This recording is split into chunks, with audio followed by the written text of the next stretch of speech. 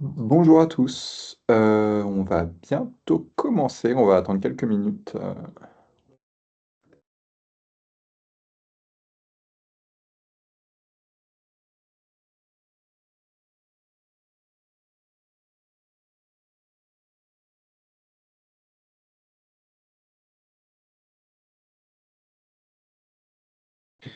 Est-ce que vous pouvez mettre un petit pouce en l'air si vous m'entendez bien? Si vous entendez bien Thierry. Oui, bonjour à tous.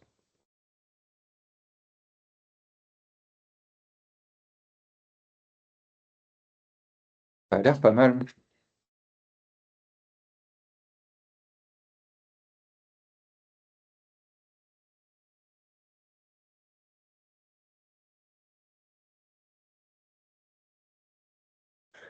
Et il y a Johanna et Coraline dans l'ombre qui vous dit bonjour. Alors, je vais partager mon écran.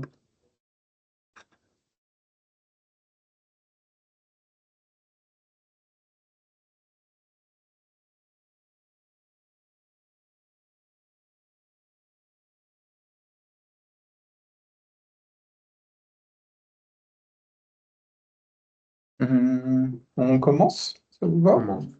Top. On est 46, c'est beaucoup, c'est top. Merci d'être aussi nombreux. Donc, on innove avec ces ateliers qui ont pour but de rendre accessible l'interopérabilité un maximum, parce que je pense que les cas de test n'est pas forcément évident à faire pour une introduction à l'interopérabilité. Donc voilà, on a ces sessions pour vous permettre d'avancer tranquillement dans le monde de l'interopérabilité et de vous donner ce premier vernis. Donc, Thierry, je te laisse présenter. Ouais. Si Bonjour tu à veux. tous. Donc, je suis Thierry Lin, je m'occupe du département interopérabilité à l'Agence du numérique en santé. Et Et moi, du coup, je travaille sur le standard Fire et j'accompagne différents projets comme mon espace santé, l'annuaire santé, dans une moindre mesure l'Aurore et le SAS, etc. Et j'essaye de faire en sorte que tout le monde utilise Fire de la même manière, globalement, grâce au profiling dont on verra tout à l'heure. Euh, je vous ai activé les micros, donc n'hésitez pas à lever la main si vous souhaitez prendre la parole. Je pense que c'est pas mal si c'est interactif. Je pense qu'au-delà des slides, le plus important, c'est que ça vous serve. Donc, n'hésitez pas à prendre la parole, nous dire ce que vous en pensez, si vous avez des questions. On peut commencer donc à cette première session, ce premier atelier sur l'interop, où on va vous parler du coup des différents acteurs et du cadre d'interopérabilité pour vous donner un peu une vision globale de l'interop au niveau national. Donc j'aime bien commencer cette slide euh, sur le besoin d'interopérabilité pour vous montrer qu'en fait, une date, finalement, ça peut s'écrire dans plein de formats. 22/10/2024, 22 octobre 2024. De la même manière, si on prend par exemple une glycémie, une mesure de sucre dans le sang, on peut utiliser plusieurs unités, grammes par litre ou millimol par litre. Si des systèmes informatiques utilisent des unités et des formats de dates différents, et ben du coup, ils vont pas se comprendre. Et donc, l'idée de l'interopérabilité, c'est de se mettre d'accord sur des formats, sur des dates, sur l'obligation, par exemple, d'avoir une date, sur les bonnes unités pour que tout le monde parle le même langage. Et donc, on peut faire aussi le parallèle avec les prises où chacun a des prises différentes. Et si on a les mêmes prises, ben, du coup, on se connecte et c'est plus simple.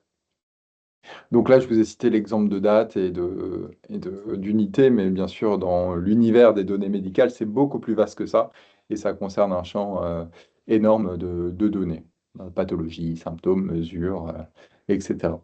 Et donc l'idée, c'est que la- enfin, l'idée, c'est d'avoir un standard, une manière d'échanger les données de manière commune, de manière standard, pour que les données soient partageables et compréhensibles par tous sans biais. Je me suis tenté à l'exercice de citer les différents avantages à l'interopérabilité.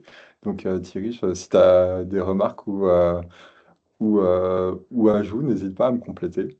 Donc, typiquement pour les entreprises du numérique en santé, ça va faciliter leur intégration dans des écosystèmes complexes ou dans un hôpital, par exemple, il y a plein de logiciels qui doivent communiquer entre eux. Et pour s'intégrer au sein d'un logiciel, d'un hôpital ou d'un SI de manière générale, bah, ça nécessite une connaissance de cet écosystème interne. Et donc, l'interopérabilité, ça va faciliter l'alimentation et la consommation des données provenant des différents logiciels. Ça va faciliter l'accès à des nouveaux marchés. Je prends aussi un exemple.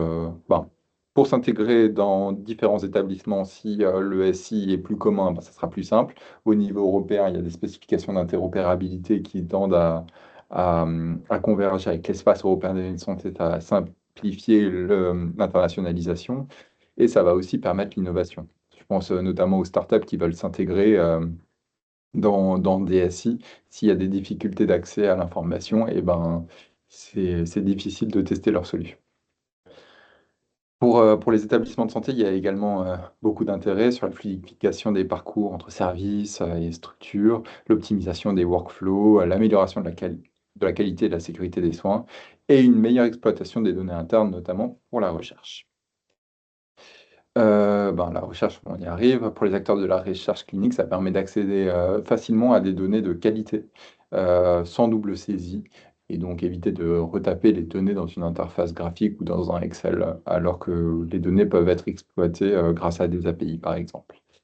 Et du coup, ça permet derrière de faire avancer la recherche clinique significativement. Il y a également un intérêt pour les institutions publiques, avec des économies de coûts potentiellement, si on évite de faire des répétitions d'actes médicaux. Je pense notamment au projet DREAM qui permet d'accéder aux images historiques. Si potentiellement ça permet d'éviter de refaire des actes d'imagerie, ça peut être d'intérêt.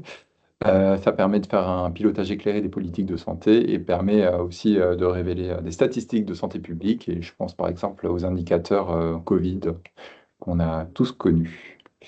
Voilà, je ne sais pas si tu as quelque chose à rajouter, Thierry, sur ça. C'était très Pas clair. bien envisagé, c'était super clair. Top. Aussi, un petit point sur la compatibilité et l'interopérabilité. Donc, on a vu sur l'exemple de date que c'est relativement facile de passer d'un format de date à l'autre avec des règles. Mais du coup, là, on parlera de compatibilité. Et à chaque fois qu'on fait une transformation, il y a un risque qui est non négligeable d'introduire des biais et des erreurs. Alors que l'interopérabilité, eux, de son côté, ils discutent de la même manière en utilisant les mêmes formats de date de fait, et donc il n'y a pas besoin d'adaptation, et donc on diminue ces risques de, euh, de mauvaise compréhension, de mauvaise traduction et de biais. Donc l'interopérabilité, on peut l'avoir en plusieurs composantes. Par exemple, on a d'une part la syntaxe, qui est la structure en fait de la donnée. Donc, ça correspond un peu à la forme d'un texte, par exemple la structure d'une prescription avec des codes de médicaments, le patient, où est-ce qu'il est, dans quelle case, le prescripteur, dans quelle case est-ce qu'il est. Pour ça, on a différents standards, CDH, Prime, V2, Fire, etc. Et d'un autre côté, on a la sémantique. Donc, la sémantique, ça va être les dictionnaires de codes concepts qui vont permettre du coup d'utiliser des codes qui vont définir un concept médical, qui vont être utilisés dans la syntaxe pour définir des concepts bien particuliers. Là, ici, j'ai l'exemple du référentiel unique d'interopérabilité du médicament, qui pourra être utilisé pour pointer le médicament dont il est question dans une prescription, dans l'exemple que j'ai cité plus haut. Et pour ça, donc, comme terminologie, on a la LOINC qui liste les différentes analyses de biologie, la SNOMED-CT qui est une terminologie généraliste, la SIMDIS qui est la terminologie des pathologies, etc., etc. On reviendra sur ça plus tard. Donc voilà pour l'introduction. Donc si ça vous va, on va continuer sur cette présentation où maintenant je vais vous parler des acteurs de l'interopérabilité. Puis Thierry va vous parler de quelques standards du coup d'interopérabilité syntaxique. Je vais continuer avec la notion de profilage qui est indispensable en interopérabilité. Thierry va aller un peu plus loin sur les terminologies. Enfin, je vais vous parler du cadre et référentiel d'interopérabilité qui est le corpus documentaire des spécifications d'interopérabilité. Et Thierry va finir par vous parler des différents outils pour favoriser l'interopérabilité qu'on essaye de mettre en place à l'ANS. Voilà, eh ben c'est parti, on va partir sur les acteurs de l'interop. Donc on va commencer par l'Agence du numérique en santé, chez qui on travaille, qui est une instance publique. L'idée de l'ANS c'est d'avoir ces trois rôles que vous voyez à l'écran, donc le rôle d'opérateur, de régulateur et de promoteur valorisateur. Le rôle de l'agence est bien plus large que l'interopérabilité, mais j'ai dédié ces trois rôles dans le cadre de l'interopérabilité pour vous mettre en évidence vraiment le rôle interop sur ces trois piliers. Sur le rôle opérateur, on va concevoir les spécifications d'interopérabilité pour les services socles et pour l'écosystème. Et typiquement, on va mettre en place les spécifications d'interopérabilité de l'annuaire santé, du ROR, et on va aussi mettre en place le SMT qui permet du coup de partager les terminologies d'usage national dont on va vous parler tout à l'heure. Sur le rôle de régulateur, on a la possibilité de rendre opposables certaines spécifications socles. Et enfin, on a le rôle d'aligner les spécifications françaises avec les spécifications européennes qui vont venir en 2029 et 2031 dans le cadre du règlement européen des données de santé. Et enfin, promoteur et valorisateur, donc on a vraiment à cœur de rendre accessible en fait et de rendre le plus collaboratif possible nos travaux sur l'interopérabilité. Donc on met en lumière les travaux d'interopérabilité qui sont faits par l'écosystème et on rend aussi la co-construction possible, notamment grâce à des outillages tels que GitHub dont on parlera tout à l'heure. Voilà, on ne peut pas parler d'interopérabilité en santé sans parler de HL7. Donc Health Level 7 International, c'est une euh, association à but non lucratif internationale qui développe la plupart des standards syntaxiques d'interopérabilité. Et donc là, on a Fire, CDA et V2. Ce qui est assez intéressant, c'est que ces standards, ils sont développés au sein d'événements qui ont lieu trois fois par an, qui sont des workgroup meetings où tous les groupes de travail d'experts se retrouvent en fait pour discuter et faire évoluer les standards. Et enfin, on a les Fire Dev Days une fois par an qui permettent de présenter de présenter, qui permet à sa communauté de présenter les développements Fire qu'ils ont fait. Et enfin, on a aussi HL7 Europe qui est sa déclinaison européenne et qui travaille notamment sur les spécifications pour l'espace européen des données de santé.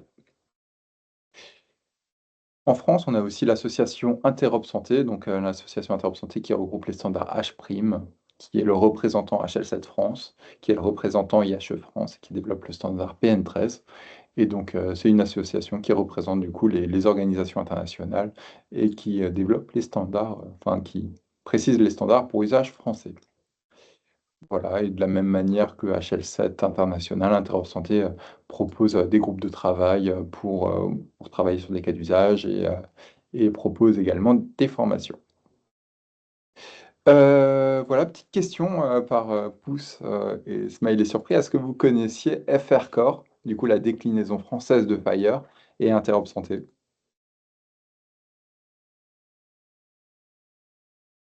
Je vois des noms. Je vois beaucoup de noms. Ok, Beaucoup de noms, hein. ça marche. Ok. Donc un écosystème, ouais. Intéressant. Merci. En tout cas, ça prouve qu'en tout cas, ces ateliers d'introduction sont vraiment importants derrière.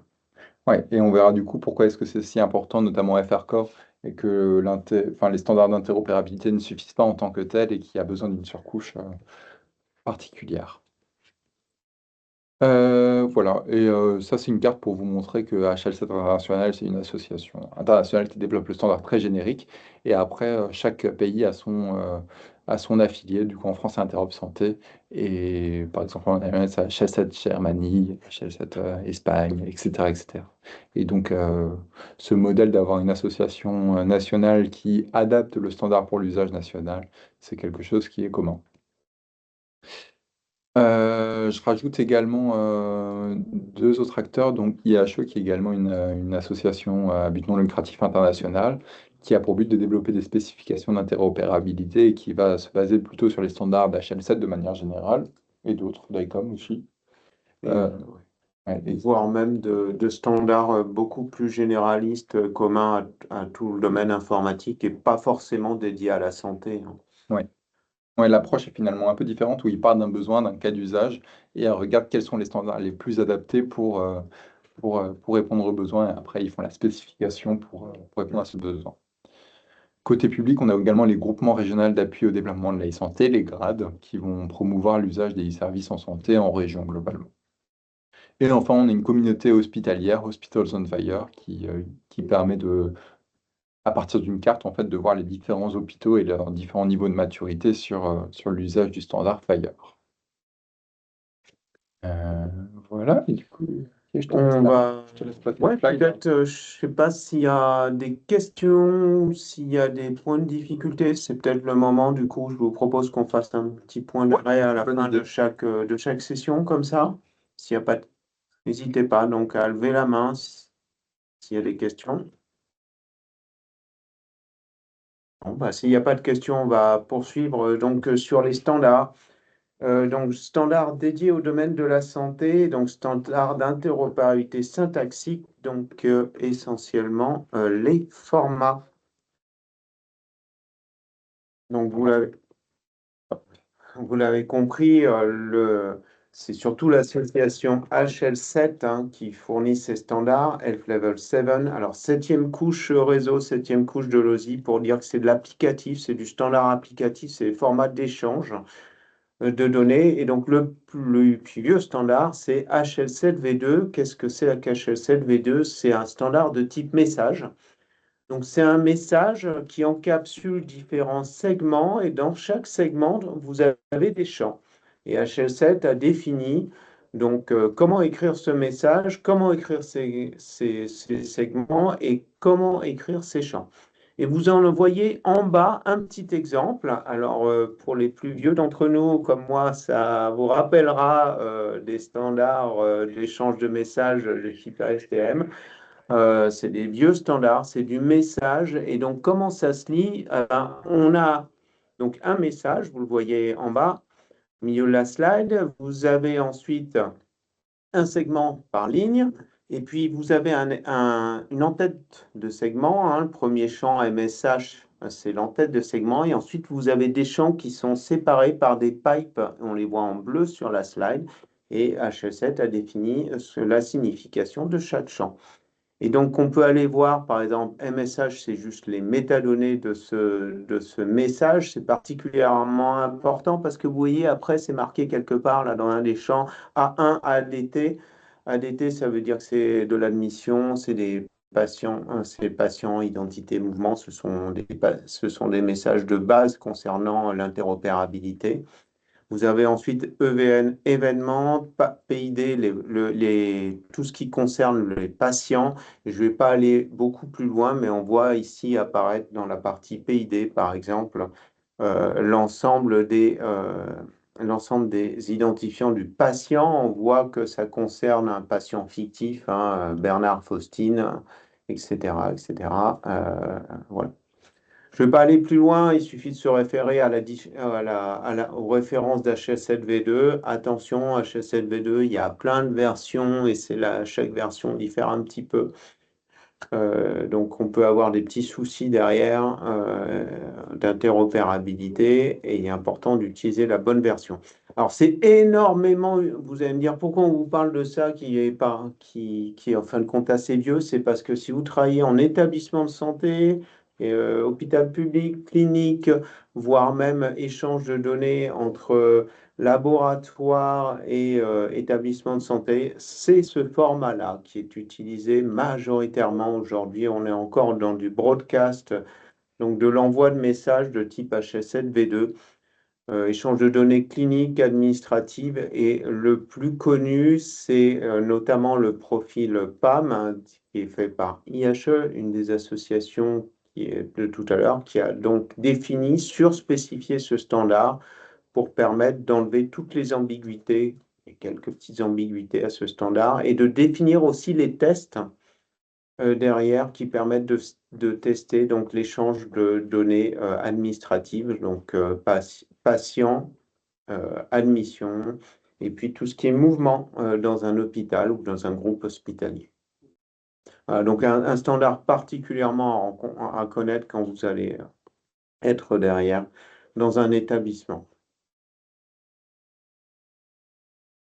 Deuxième type de standard, c'est le CDA, Clinical Document Architecture. C'est un standard, cette fois-ci, non plus de messages, mais de documents de santé. Alors, ça veut dire que ça peut représenter que des documents de santé et c'est donc un standard qui se sérialise cette fois-ci en XML, donc un sacré progrès par rapport à l'HSLV2, mais ça ne peut représenter que du document. Pourquoi ça ne peut représenter que de documents? C'est qu'on le voit, on a différents niveaux.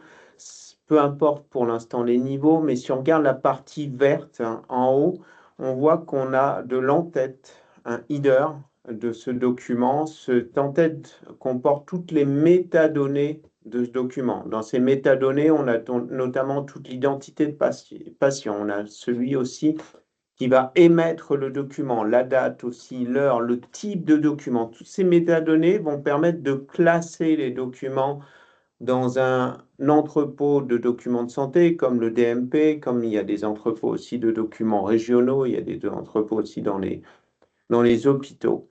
Et puis ensuite, vous avez différents types de CDA, de niveaux de CDA en fonction du corps du document. Le corps, c'est quoi? Le corps, ce sont donc les données cliniques. Alors, les données cliniques, ça peut être extrêmement différent d'un document à l'autre. Hein. Pour un ça peut être du compte-rendu de biologie, ça peut être derrière un compte-rendu hospitalier, etc., etc. Et en termes de format, le corps, il est différent suivant les niveaux. Vous avez le niveau 1, c'est en général un document, ce qu'on appelle non structuré, c'est souvent du PDF encapsulé. Niveau 2, c'est cette fois-ci de l'XML. Ce sont différentes sections derrière avec qui permettent de modéliser les données de santé. Et niveau 3, c'est là où c'est vraiment le plus important. Le niveau 2 est très peu utilisé. Le niveau 3 est particulièrement important dans chaque section, vous avez une partie dite narrative qui est en réalité de l'HTML pour affichage aux professionnels de santé et vous avez des entrées qui permettent de coder les données de santé.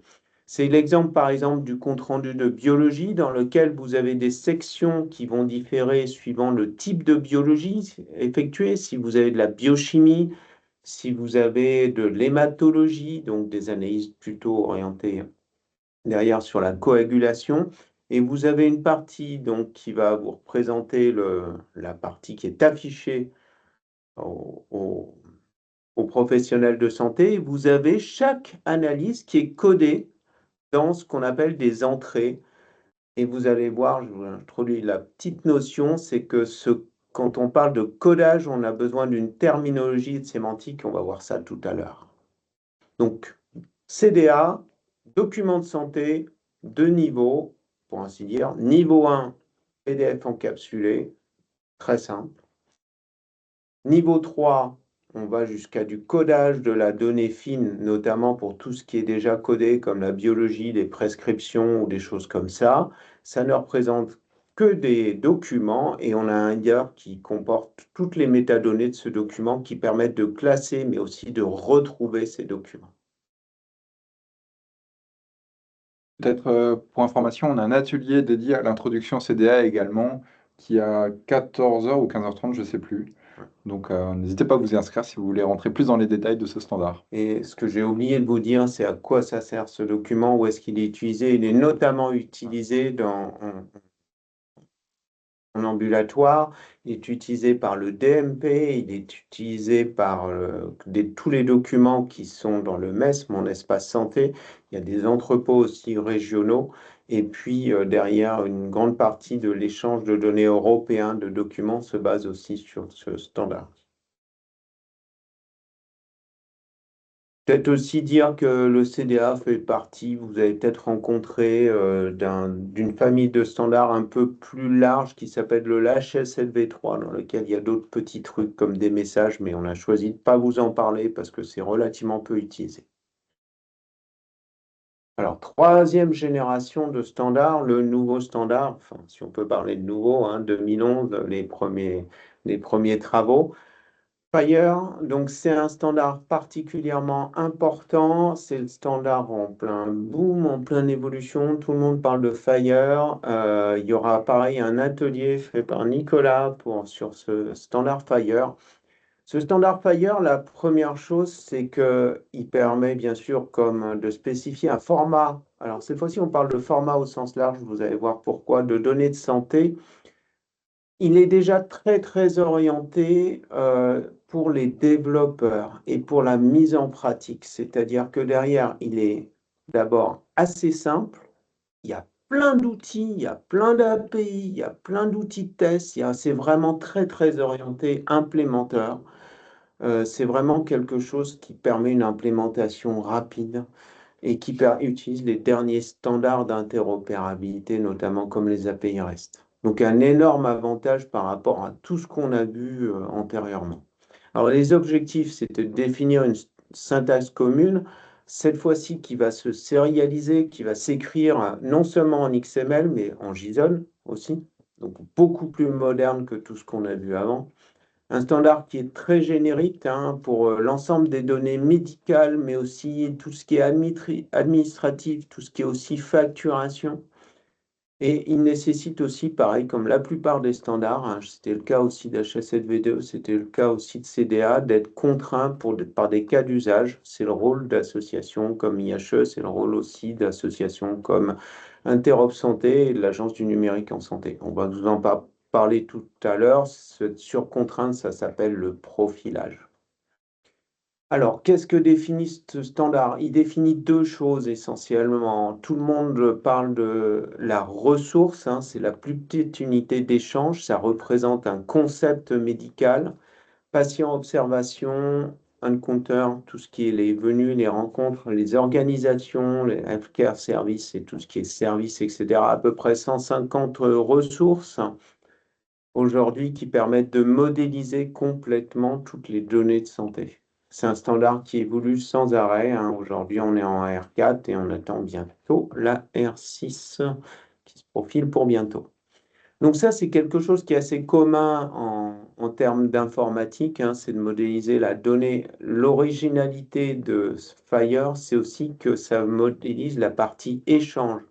Et cette partie échange de ressources, elle peut se faire de différentes façons. Elle se fait par API REST, et c'est vraiment le grand cas d'utilisation de Fire, ce sont les API REST.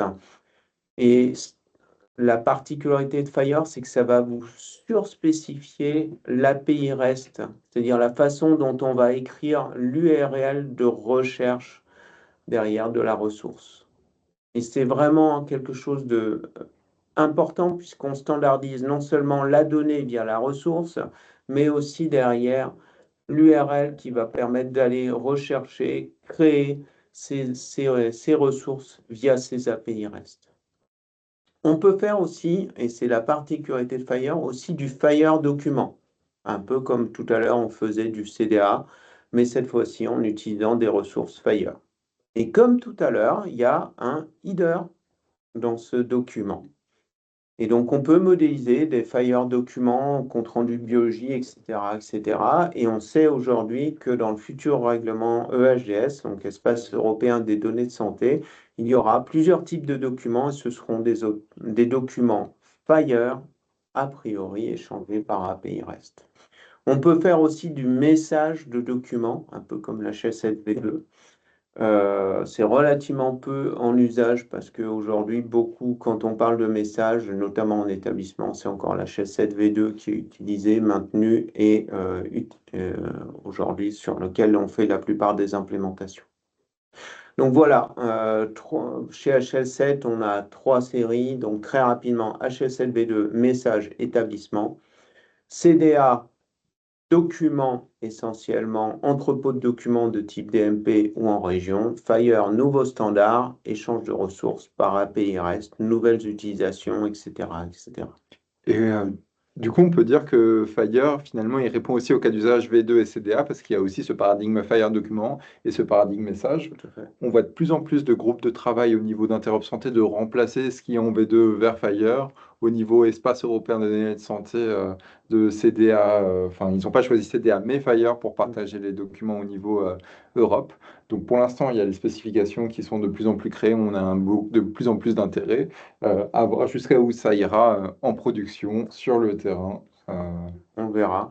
Vous pouvez avoir aussi, et vous allez le voir dans le profilage, suivant les cas d'utilisation, vous pouvez avoir aussi des mixtes derrière de standards.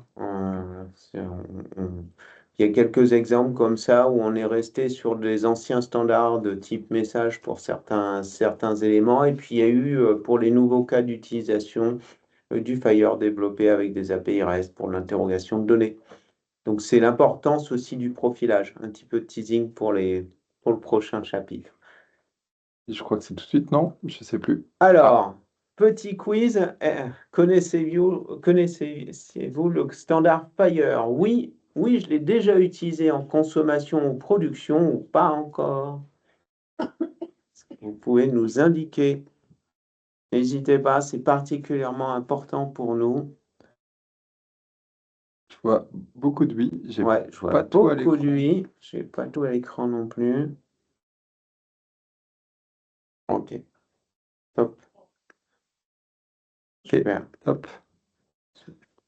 Ouais, c'est quand même super. On sent globalement depuis l'apparition de Fire, il y a de plus en plus de développeurs, d'informaticiens qui adoptent ce standard. Et c'est vraiment top derrière. C'est vrai il est vraiment orienté à implémentation et particulièrement important. Et du coup, on voit que le standard Fire est connu, mais que FR Core, non. Oui. Du coup, il faut que je parle du Alors profiling. peut-être qu'on va. On fait Peut-être. une utilisation, en fait. Ouais, peut-être juste, on vous a pas ici cité, mais je vous le cite juste, vous avez d'autres standards hein, dédiés à le domaine de la santé. Je pensais notamment DICOM pour les images, Hmm. qui définit donc derrière un format d'encapsulation d'images hein, pour encapsulations, ça va être des encapsulations de données médicales, hein, l'identité patiente par exemple, le radiologue qui fait l'examen, mais aussi des transactions d'échange. Hein, derrière. Et puis, vous avez aussi OMOP hein, pour la réutilisation secondaire des données, plus côté exploitation cette fois-ci. C'est pas vraiment un format d'échange. Il vaut mieux utiliser Fire, mais OMOP permet de l'exploitation secondaire des données. Mais voilà. Mais bon, on est dans un webinaire d'introduction, mais vous allez les rencontrer si vous travaillez en établissement, ces deux standards aussi. On va peut-être ouvrir les questions. S'il y a des questions, n'hésitez pas à lever la main. On est là pour éclaircir ou aussi pour rajouter des éléments s'il y a besoin.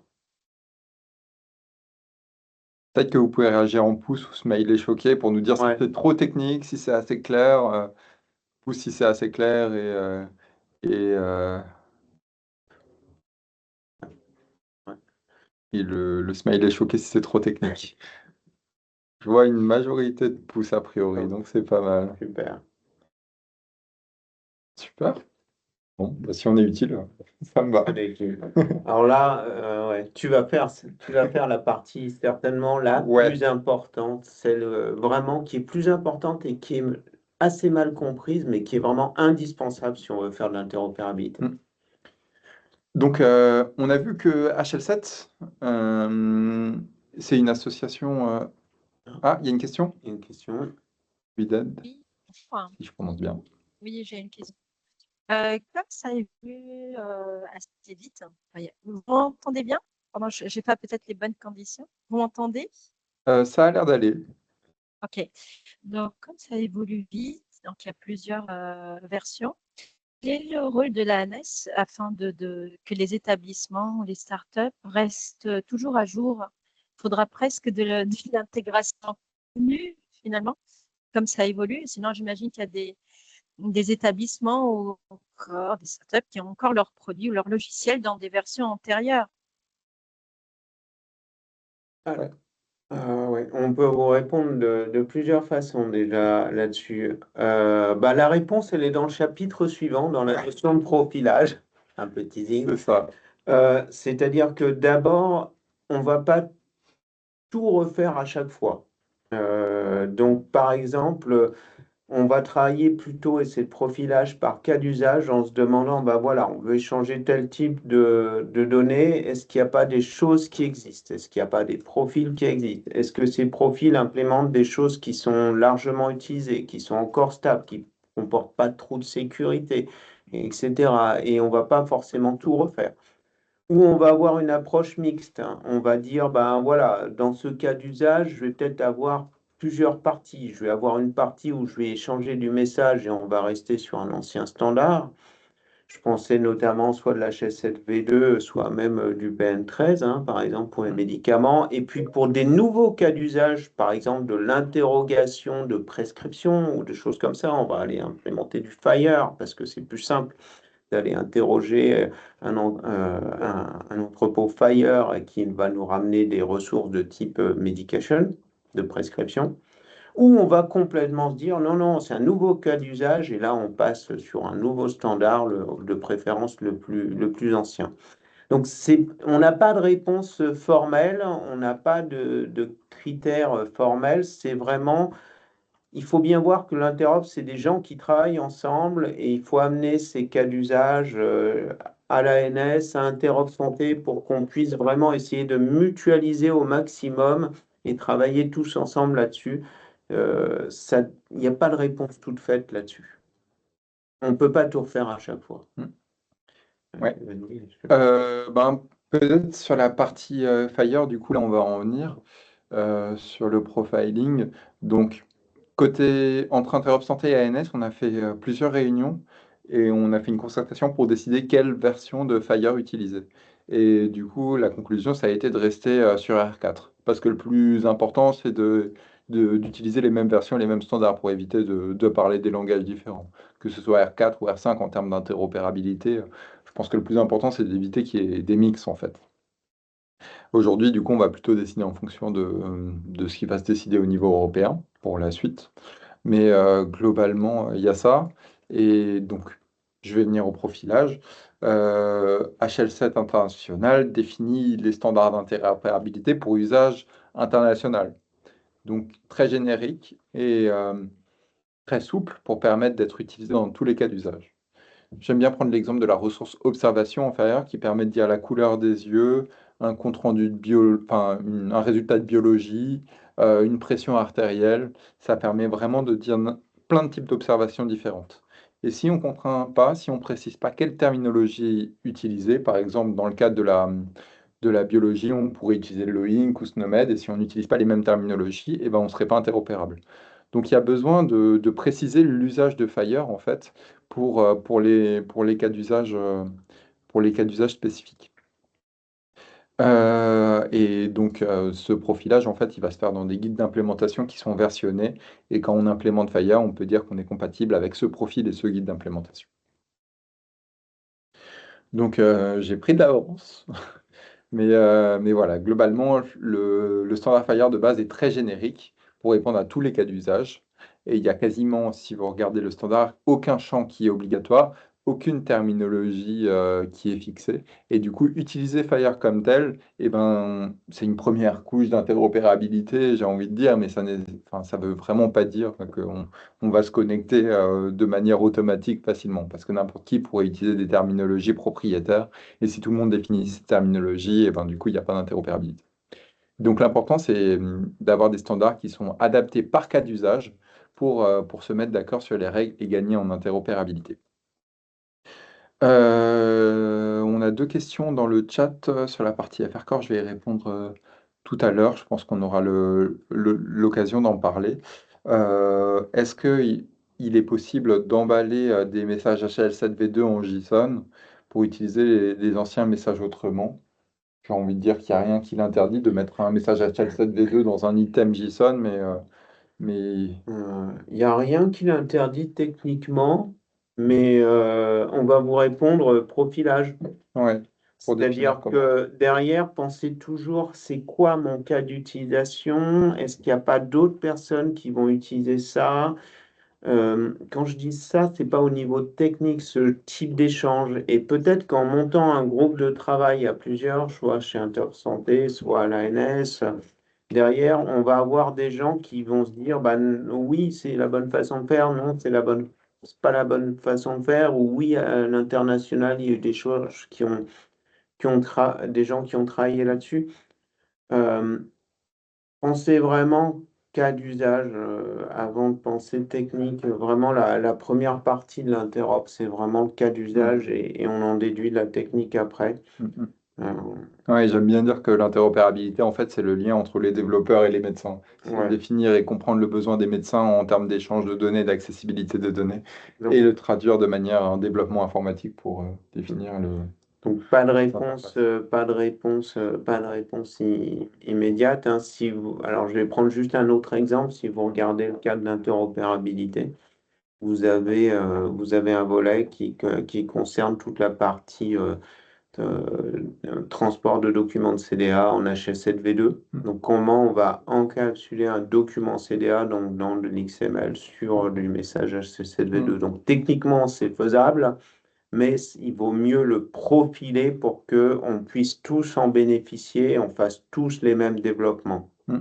Et de la même manière, Et dans de la même l'API manière. espace santé et Voilà. dans partage de documents de santé en mobilité qui est testé pendant le projet Taton, on va exposer du coup des CDA en Fire. Euh, et voilà, du coup, on encapsule finalement du CDA qui est XML en Fire JSON. Et donc, c'est possible, mais ça doit être précisé de la manière dont on fait les choses. OK. Donc, l'idée, c'est d'avoir des standards génériques qui doivent être spécifiés pour des cas d'usage. Donc, le profilage, c'est utilisé pour contrainte et donc gagner en interopérabilité. Qu'est-ce qu'on peut rajouter comme contrainte? C'est rendre obligatoire certaines données, par exemple. Par exemple, dans le cadre de l'identité patient, on a besoin du genre, de la date de naissance pour s'assurer que le patient soit le bon patient. On peut rendre obligatoire certains codes concepts, certaines terminologies. Par exemple, dans le cadre de la biologie, on va forcer l'usage de l'EINC. On va pouvoir aussi déterminer l'usage d'extensions, parce que Fire natif ne permet pas de rajouter toutes les informations. Par exemple, l'ethnie d'un patient, elle est mentionnée aux US, mais pas en Europe. Et du coup, il y a un mécanisme d'extension qui permet de rajouter cette information.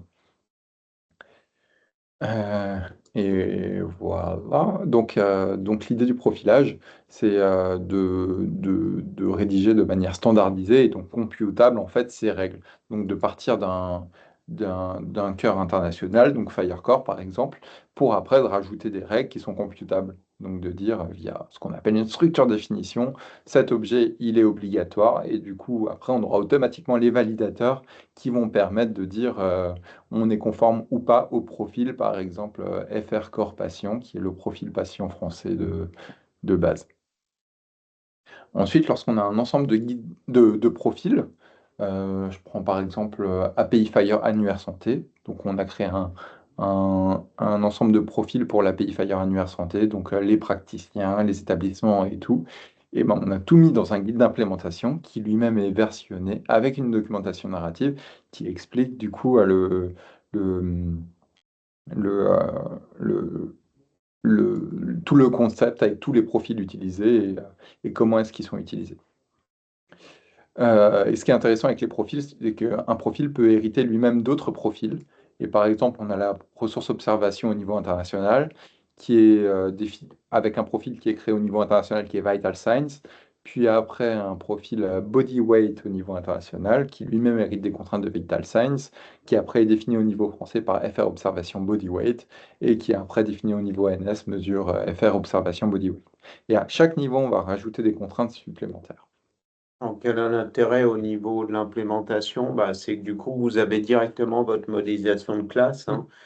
Vous pouvez très bien utiliser une API qui vous donne cette classe générique d'observation. Vous surcontraignez à l'international derrière et vous surcontraignez derrière au national en faisant de l'héritage. Et donc, normalement, des logiciels qui sont beaucoup plus robustes et de l'échange de données qui est beaucoup plus Mhm. robuste. Hop. Et du coup, là, j'ai une petite slide qui est pas complète, mais qui vous donne un peu une vision globale des différents projets Fire qui existent. Et donc là, j'ai en profité pour répondre à la question d'Anton. Donc tout en haut, on a les Firecore, qui est vraiment la version internationale. Ensuite, on a la version française qui sont des profils génériques FR Core qui sert à utiliser pour tous les cas d'usage français. Et par exemple, dans FR Core, on va voir comment est-ce qu'on partage au niveau français un IDNAT un identifiant national de structure, ou un IDNAT PS, un identifiant national de professionnel de santé, ou un INS, un identifiant national de santé patient, avec tous les champs obligatoires. Donc ça va être vraiment des profils génériques pour utiliser, pour que ce soit après utilisé dans les spécifications par cas d'usage, donc la ligne en dessous. Et donc, pour répondre à Anton, c'est pas étonnant qu'il n'y ait pas une documentation euh, très détaillée dans FR Core parce que l'utilisation est très large. Mais par ailleurs, s'il y a des choses qui sont manquantes selon toi sur cette description très large, eh ben, on est ouvert. Donc, n'hésite pas à mettre des issues sur le GitHub de FR Core pour préciser ce qui manquerait. Il y a un petit lien New Issue tout en bas dans le footer du FR Core pour trouver le lien vers l'ajout d'issue. Et concernant les erreurs de l'installation de FR Core, donc j'imagine que c'est pendant l'import du package. Donc s'il y a des erreurs, n'hésite pas à nous les transmettre. Peut-être qu'on ne les a pas en visibilité. Voilà. Donc, comme j'ai dit avant, donc FR Core, après, c'est utilisé dans des cas d'usage, donc dans l'annuaire santé, dans les mesures de santé, gestion d'agenda partagé. Et donc, pour des cas d'usage bien précis, eh ben, on va dévier ces ressources FR Core et on va préciser une documentation spécifique des profils. Et à la fin, du coup, ces profils ils vont être utilisés pour le développement d'API nationales, par exemple, utilisant Fire. Et donc, ces API nationales, API Mon Espace Santé, le Aurore, le SAS, les projets médico-sociaux, l'annuaire santé, le projet Éclair va se baser du coup sur les spécifications d'interopérabilité Fire. Et donc, par cas d'usage. Et donc, si vous avez besoin de créer des API Fire, donc on vous invite à utiliser ces spécifications par cas d'usage si vous trouvez des spécifications par cas d'usage qui correspondent à votre intérêt, à vos besoins. Si votre besoin n'est pas couvert, n'hésitez pas à nous le remonter. Et si ce n'est pas possible, eh ben, vous pouvez utiliser FR Core. Et si à nouveau vous ne trouvez pas votre bonheur dans FR Core, remontez-le à nouveau et passez à Firecore. Voilà. Et donc, à nouveau, je rappelle l'importance de la co-construction. Donc, on ne peut pas être omniscient sur l'ensemble de vos besoins et sur l'ensemble des erreurs potentiellement et l'ensemble des choses qui ne sont pas claires dans les spécifications. Donc, on compte sur vous pour nous remonter un maximum de feedback sur les erreurs Fire, sur le narratif, ce qui ne va pas, sur les manques potentiellement. Donc, on est très à l'écoute. Voilà, et maintenant je laisse la parole à Bon, on va Thierry. peut-être faire une session de questions-réponses. S'il y a une seule chose à retenir, c'est ça, hein, de cette partie-là, de cet atelier, c'est vraiment la notion de profilage, c'est la notion de travailler ensemble. Vous allez voir que le profilage, on part du cas d'utilisation, on décrit les cas, on décrit les flux, pardon, les cas d'utilisation, les flux, les données échangées, on va spécifier les terminologies, on va le voir tout de suite. On va en déduire derrière des outils de test, etc. Et c'est surtout au-delà de ça, faire travailler derrière une communauté de développeurs et de gens de l'interopérabilité, mais aussi des gens métiers derrière pour qu'on puisse avoir des spécifications qui soient stables, réutilisables dans le temps et surtout sur tout le territoire et à l'international. Tout à fait. Les Serviaux passeront-ils également à Fire?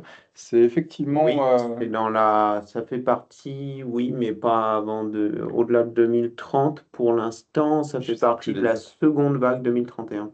Ça fait partie de la seconde vague qui est prévue par l'Europe de documents. Il y a une première vague et il y a une seconde vague. Il y aura un atelier dédié à toute cette partie européenne. Donc, je peux vous dire oui au-delà, mais pas tout de suite. Pour l'instant, ça reste encore en CDA. Alors, est-ce qu'il y a des correspondances CDA, Fire, documents pour vous aider? Oui, partiel, et on est en train de travailler dessus, on va communiquer là-dessus. Tout ne sera pas mappable à 100%, mais sachez qu'en tout cas, les concepts de base restent, hein, pour faire un petit raccourci, tu vas peut-être hurler, mais les entrées, c'est très assimilable un peu à des ressources ça se ressemble énormément. Il y a notamment sur les observations qui sont beaucoup utilisées en biologie, vous allez voir que les entrées CDA observation et la ressource observation CDA est extrêmement similaire. Donc tout ce que vous allez faire en CDA, ce n'est pas du jetable, vous allez aussi pouvoir le réutiliser. On va vous aider, vous accompagner de toute façon là-dessus. Et on travaille aussi pour que les spécifications, enfin la déclinaison française des spécifications européennes ne perdent pas en données et comment dire, en feature, ouais, en données, en fonctionnalité, voilà, que ce qui a été fait en CDA. Ok. Donc, bien au-delà de 2030, quoi, la biologie en Fire. Bien au-delà. S'il n'y a pas d'autres questions, je vous propose de continuer pour parler de terminologie et d'interopérabilité en termes de stack technique et outils de développeur. Est-ce que l'ANS a des recommandations? Stack technique, non. Non. Enfin, si c'est vous allez en trouver plein de. Ce que je peux dire, On a des recommandations générales, mais Ouais. pas spécifiques sur un produit. C'est pas notre rôle derrière. On peut vous orienter, mais c'est pas notre rôle de définir quelle librairie, quelle chose utiliser. Ce qui est intéressant, c'est qu'on m'a posé la question ce matin. Ouais. J'ai répondu il y a un Slack Fire France. Je vous partagerai le lien après. Ça peut être intéressant de poser votre question dessus pour avoir les retours d'expérience et avoir l'avis. Ouais. Effectivement. On ne fait pas de benchmark, nous, d'outils. On en utilise aussi, hein, bien sûr, derrière. Mais donc, on peut vous orienter et vous aurez aussi des réponses de vos pairs sur ce Slack. Hop. On va vous le donner tout de suite. Sinon, j'oublierai. Alors, hop. Oui, inscrivez-vous à ce Slack, hein. Il y a toute la communauté Fire France. Il y a Interop Santé, la NS y est aussi. N'hésitez pas. S'il n'y a pas d'autres questions, je vous propose de poursuivre. Terminologie et interopérabilité sémantique. Alors, sémantique, ça veut dire quoi? Ça veut dire le sens des données. On est à une étape d'après, on va donner du sens aux différentes données. Et donc, derrière, on va voir ce que c'est. Ça veut dire déjà que c'est que de la donnée. Là, on va parler de données codées à l'aide de terminologie, à l'aide de, si vous voulez, dictionnaires qui sont plutôt internationales, enfin, des terminologies internationales, voire nationales. Alors, on va prendre un exemple. Ça, c'est une jolie ressource patient. On voit, hein, bien sûr, patient. Et puis, on voit les différentes données, hein, identifier, est-ce que c'est actif, etc. Le nom, bien sûr, télécom, l'adresse et le téléphone du patient, derrière son sexe, gender. Et on voit que c'est une donnée qui est de type code, donc codée. Et on voit la terminologie derrière qui permet de coder. On voit que c'est un value set, donc un jeu de valeurs qui s'appelle administrative gender et qui a une URI derrière. Et ce value set, il a différentes composantes, male, female, over, unknown. Et vous n'avez pas le droit d'utiliser autre chose, c'est marqué required. Donc, schématiquement, ça veut dire quoi? Ça veut dire que quand vous avez une donnée qui est de type codé, et ça, c'est valable quel que soit le standard, hein, vous le retrouvez dans HL7V2, vous le retrouvez dans le type CDA, vous allez devoir utiliser des jeux de valeurs. Et qu'est-ce que c'est des jeux de valeurs? C'est simplement une liste de code derrière qui est issue de terminologie standard, c'est-à-dire de dictionnaire standard par thème. Et donc là, on a ce jeu de valeurs qui est extrêmement simple, hein, mais qui est impératif d'utiliser. Hop. Non, je fais une bêtise.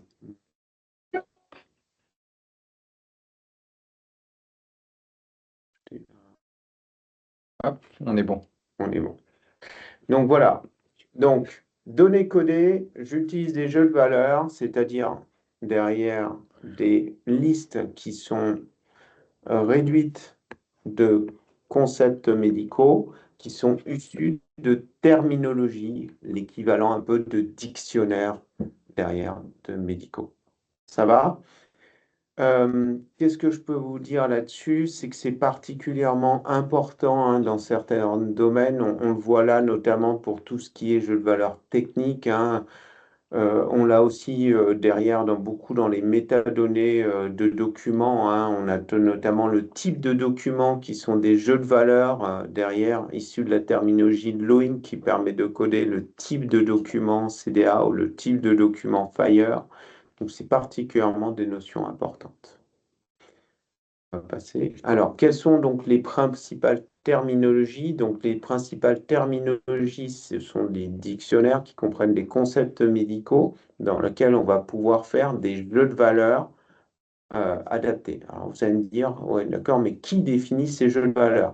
Ben, ces jeux de valeurs peuvent être définis au niveau du standard lui-même, c'est ce qu'on vient de voir avec la ressource patient, ou peuvent être définis, devinez par quoi? Ben, par le profilage.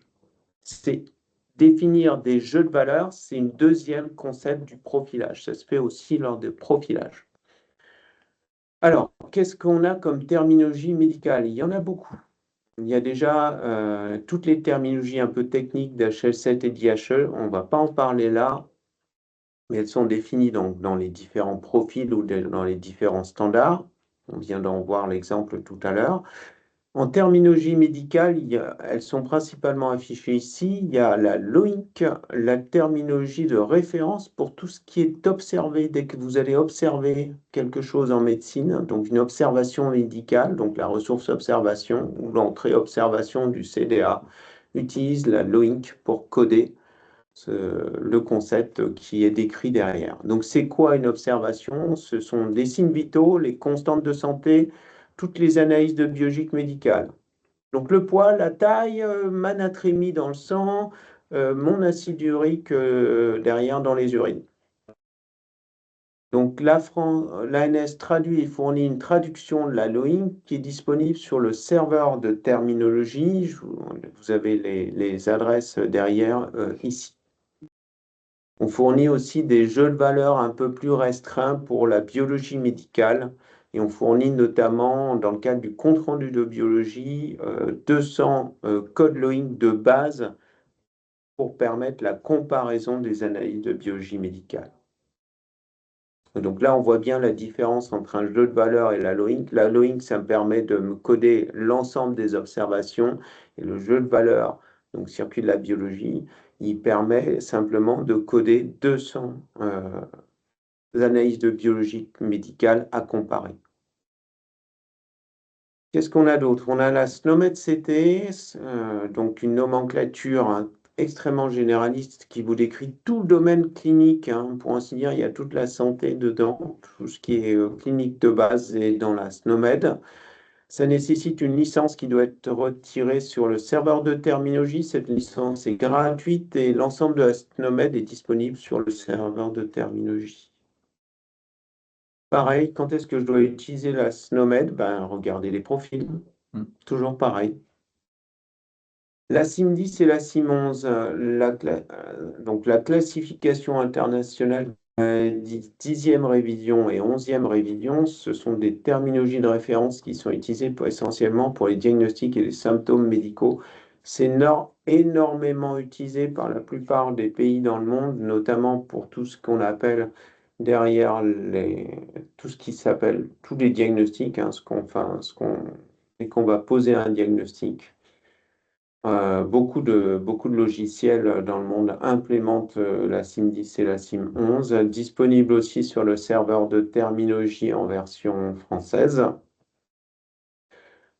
Et c'est utilisé aussi dans d'autres cas d'usage, notamment dans les hôpitaux pour la tarification à l'activité, donc la tarification des hôpitaux. Une terminologie très importante, plutôt une grammaire, une façon d'écrire aussi, Unified Code for Unit of Measure, la façon d'écrire la terminologie pour les unités de mesure. Particulièrement importante d'unifier la façon dont on écrit une unité de mesure, puisque derrière, si on veut les comparer, si on veut comparer des analyses de biologie, si on veut comparer des Synvito, il faut utiliser la même unité, donc il faut avoir une terminologie de codage. Alors, il y a plein d'autres terminologies, on n'en parlera pas ici. Dans le domaine de la santé, il y a notamment des terminologies qui concernent le référentiel du médicament. La l'ANES travaille aussi là-dessus avec l'ensemble de l'écosystème pour produire une terminologie des terminologies de médicaments qui soient unifiées. Voilà, donc là, c'est les principales terminologies. Donc, terminologie à utiliser, donc à chaque fois qu'on a une donnée codée. Les profils vous définissent le jeu de valeurs à utiliser pour chaque donnée codée. Et puis, les codes qui sont dans ce jeu de valeurs sont extraits de terminologies internationales, de préférence comme l'OINC, NOMED, la CIM ou CUM, voire de terminologies nationales quand il y en a pas d'autres. C'est le cas notamment des terminologies du médicament. Voilà. Alors, j'ai oublié, oui. L'ANS a mis en place pour vous aider un serveur de terminologie qui permet de distribuer des terminologies, des jeux de valeurs pardon, et des alignements dans des formats standardisés. Vous allez retrouver, il y a deux formats. Il y a un format RDF ou WL qui est plutôt destiné à de la recherche et je vais passer rapidement là-dessus. C'est ce qu'on voit en haut à gauche, c'est sous format de fichier, ça peut être exploité par un lecteur de type RDF ou WL. Je ne vais pas en parler plus ici, parce que l'important, c'est surtout ce qu'on voit en bas à droite, c'est-à-dire que l'ensemble des terminologies et des jeux de valeurs sont distribués sous forme de ressources Fire, donc terminologie, ressources, code système, et jeux de valeurs, ressources, value set. Et vous avez donc un Fire Terminology Service, donc un serveur Fire qui vous distribue ces terminologies, jeux de valeurs et alignements. Vous avez aussi derrière un site web qui vous permet d'aller explorer la terminologie sous forme graphique pour vous aider déjà un petit peu à la comprendre, pour aider les métiers à constituer leur jeu de valeurs quand ils travaillent sur le profilage. Je ne vais pas en dire beaucoup plus. Il y aura un atelier Oui, j'ai dédié trouvé le lien, mais sans succès. à cette partie terminologie et à cette partie serveur de terminologie. Important, surtout si vous n'avez qu'une chose à retenir, j'ai de la donnée de codée, le profil me définit le jeu de valeurs. Ce jeu de valeurs est constitué de codes, de concepts médicaux qui sont issus de terminologie, de dictionnaires standardisés, et tout ça, vous allez le retrouver sur le serveur de terminologie. Et encore une fois, on est à votre disposition et à votre écoute là-dessus. On va peut-être s'arrêter 5 minutes et voir s'il y a des questions.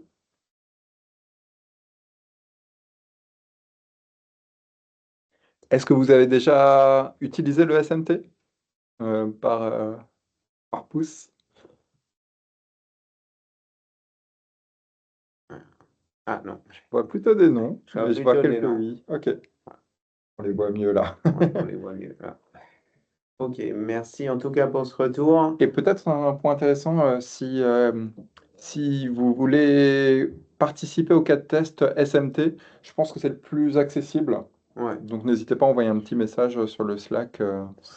C'est vrai que si vous voulez à la fois apprendre à comprendre les premiers concepts de Fire, si vous n'êtes pas familiarisé à Fire, et comprendre aussi les premiers concepts de terminologie, aussi de jeux de valeur, c'est un très très bon cas d'usage, puisque c'est juste de la consommation de jeux de valeur et de terminologie en Fire. En clair, c'est que des requêtes de type GET, pour ainsi dire.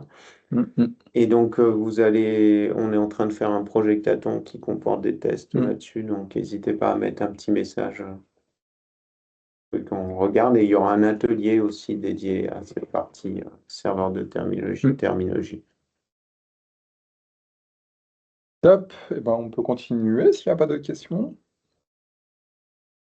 On va vous épuiser parce qu'il y a beaucoup de contenu, hein. On me dit oui sur le côté. C'est pas notre but, mais bon. Vous regarderez en x0,5 le replay.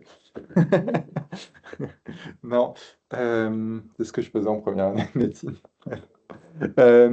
Donc, sur le cadre d'interopérabilité, je pense que je vais aller assez vite au-dessus pour pour vous laisser maturer tout ça, surtout si vous participez à plein d'ateliers, ça va être fatigant. Donc, le cadre d'interopérabilité, globalement, qu'est-ce que c'est? C'est c'est le corpus documentaire. En fait, à l'ANS, à Interop Santé, on travaille sur la création de spécifications d'interopérabilité pour des cas d'usage bien précis, comme on a parlé. Et toutes ces spécifications, elles vont dans ce corpus documentaire qu'on va appeler le cadre d'interopérabilité. Et globalement, ce qui se passe, c'est qu'on a toute une comitologie autour. Donc, dès qu'il y a un cas d'usage qui nous est amené, eh ben, on va voir quel est le standard le plus approprié. On va l'emmener au comité de concertation pour le prioriser. On va étudier le besoin avec les personnes terrain qui vont définir les besoins. On va rédiger les spécifications. Une fois qu'elles sont rédigées, on va les mettre en concertation. Et une fois mise en concertation, elle va pouvoir être utilisée par tout l'écosystème, par les logiciels de santé globalement, au sens le plus large ou au niveau national, au niveau des API nationales. Et après, ça va permettre l'usage secondaire des données, de partage entre plusieurs logiciels notamment. Là, le point important que je voulais dire, c'est qu'une spécification, elle est en amélioration continue. Il faut souvent rajouter des nouveaux besoins, des nouveaux cas d'usage, des nouvelles données à intégrer. Il y a potentiellement des erreurs à corriger. Et donc, il y a tout un système de versionning qui est mis en place pour améliorer en continu et permettre à n'importe qui d'utiliser les spécifications les plus récentes et de monter en version dès qu'ils le peuvent. Voilà, j'ai été très rapide sur cette partie-là, mais je pense que c'est pas plus mal. Donc, si vous avez des questions, n'hésitez pas. C'est là. Et sinon, on peut passer à l'outillage qu'on met en place, le TANS. Ok, on va vous parler donc d'outillage ou d'accélérateur pour favoriser l'interopérabilité. Là encore, on est aussi à votre écoute hein, derrière si vous utilisez ces services ou si vous allez les utiliser pour voir comment on peut toujours pareil les améliorer. Alors, la première chose qu'on a, c'est qu'on a une plateforme de test qui est pour l'instant l'outil Gazelle, hein, dont je vous ai mis l'URL ici. Gazelle, c'est un banc de tests hein, qui comprend des tests de conformité et des tests d'interopérabilité. Donc, vous allez avoir sur cette plateforme l'ensemble des tests pour les différents profils, donc que ces profils soient ceux du cadre d'interopérabilité du système d'information de santé ou les profils d'Interop Santé, puisqu'on partage cette plateforme avec Interop Santé. Donc, vous avez une seule plateforme derrière pour tester l'ensemble des profils qui sont utilisés. Gazelle, c'est une suite d'outils de validation et de conformité. C'est aussi des simulateurs, c'est-à-dire que c'est des outils qui vont simuler derrière un autre système d'information dans lequel vous allez échanger de données de santé. Gazelle va vous permettre de gérer toutes les exigences, la génération des données de test, les cas de test, va vous permettre aussi de capturer des messages, par exemple, sur des API REST. Et ça organise toutes les sessions de test, notamment ce qui se passe en ce moment, c'est les connectatons. Sachez qu'en tout cas, à chaque fois que vous faites un développement, vous avez sur cette plateforme l'ensemble des tests disponibles pour les profils. Alors, on va revenir encore à l'histoire du profilage. Un profilage, c'est particulièrement important puisque dans un profilage, on va partir du cas d'utilisation. On va définir une spécification fonctionnelle, puis une spécification technique dans lequel on va définir les transactions derrière, les données échangées pour chaque transaction, le format utilisé et les standards utilisés. On va rédiger cette spécification. On va définir les jeux de valeurs utilisés tout à l'heure à partir de terminologie et on va fournir des cas de test. Et à partir de ça, donc l'ensemble de ces composants, vous pouvez vous développer derrière. Donc, l'important du profil, si vous n'avez qu'une seule chose à retenir, c'est le mot profilage. Donc, premier outil, cet espace de test qui comprend l'ensemble des cas de test, simulateurs, scénarios de test pour l'ensemble des profils. Deuxième chose, le GitHub de l'ANS qui consomme l'ensemble des projets open source de l'ANS. On est une agence publique, donc la majorité de nos productions sont open source. Ça contient notamment les sources des guides d'implémentation Fire de l'ANS, mais aussi des modèles logiques de l'ANS, des exemples, des schématrons, de tout ce que vous pouvez nous demander de publier. Toute la stack technique est vraiment sur cette partie-là. Vous avez possibilité de créer des issues pour remonter des demandes de modification des erreurs. Vous avez la possibilité de faire aussi des pull requests pour proposer directement des modifications dans le code.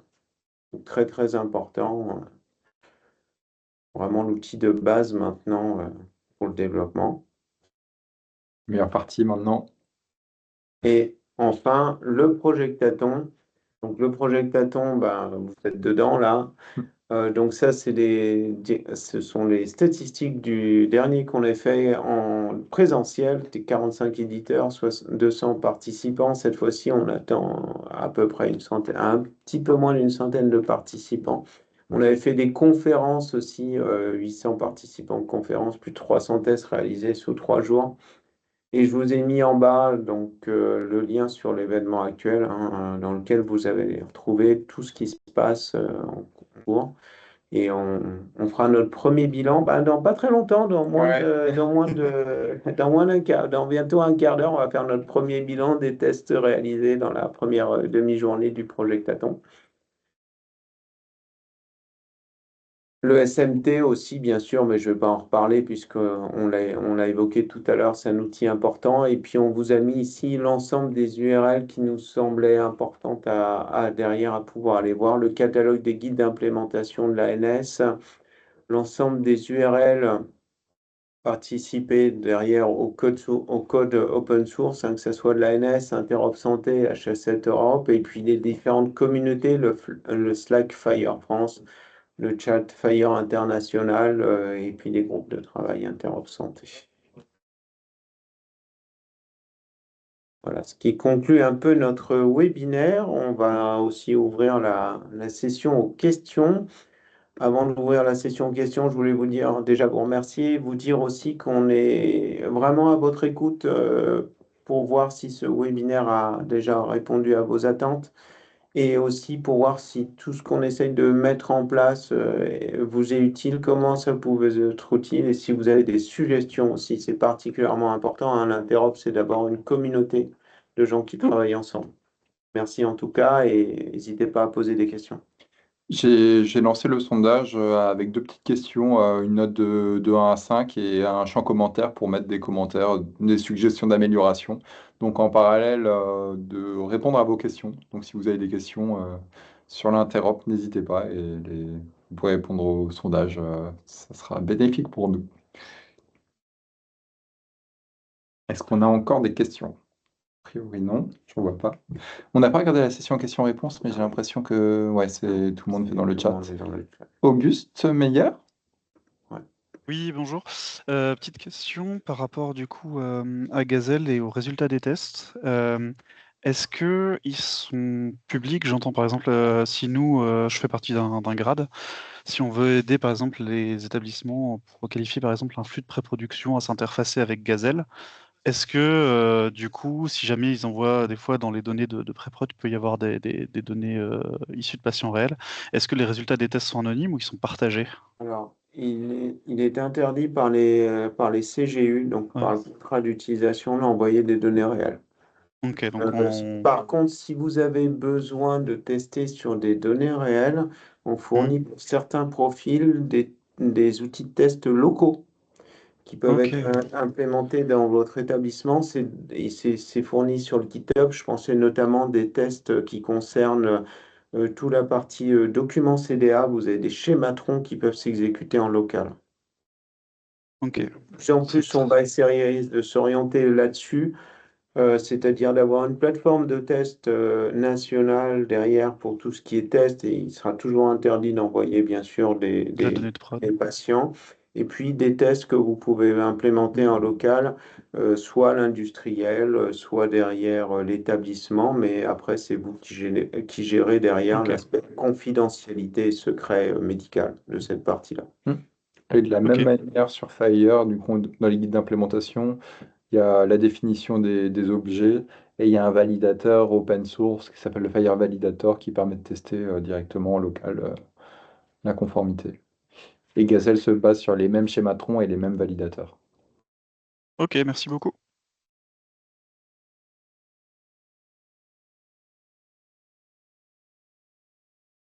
En tout cas, merci d'avoir été si nombreux. Merci. On a eu un pic à 55, je pense. Alors, avez-vous C'est des super. outils pour anonymiser les fichiers? Non. Non. Non, non, on n'a pas d'outils pour anonymiser les fichiers.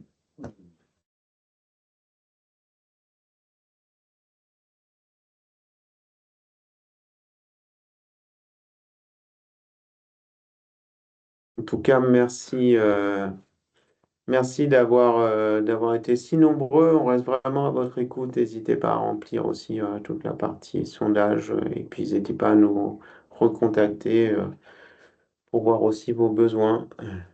Ouais. Bon, on peut conclure. Ouais. Et on se retrouve à midi pour les participants à la session plénière pour le point de mi-journée.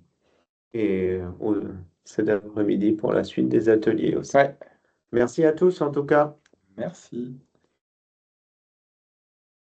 Et bonne journée. Merci.